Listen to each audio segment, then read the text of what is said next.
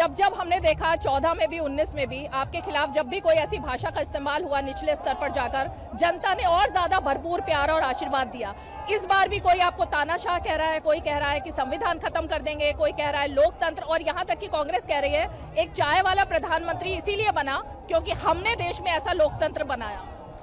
मैं डॉक्टर बाबा साहब आम्बेडकर का, मैं संविधान सभा का, उस समय सभी महापुरुषों का सर झुका करके प्रणाम करता हूं कि उन्होंने देश को ऐसा संविधान दिया कि एक चाय वाले का बेटा, एक गरीब मां का बेटा, और मेरे देश के लोकतंत्र की ताकत देखिए कि उसने उसे प्रधानमंत्री बना दिया।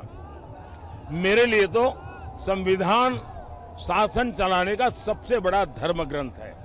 मेरे लिए एक राजनेता के रूप में, एक पॉलिटिकल लीडर के रूप में, एक जनप्रतिनिधि के रूप में संविधान मेरा मार्गदर्शक है और मैं उसका पुजारी हूं। और ये पूजा मैं आज से नहीं कर रहा हूं। जब संविधान के 60 साल हुए थे तो मैं पहला व्यक्ति था देश में जिसने हाथी पर संविधान रखा और संविधान की यात्रा निकाली, और मोदी सीएम था, पैदल चल रहा था। संविधान को अगर किसी ने बर्बाद किया है, इस परिवार ने किया है, खुद के उपयोग के लिए किया है। सबसे पहले जब पंडित नेहरू जी प्रधानमंत्री बने, कुछ ही वर्षों में उन्होंने संविधान में परिवर्तन करके फ्रीडम ऑफ स्पीच को रिस्ट्रिक्ट करने का काम किया।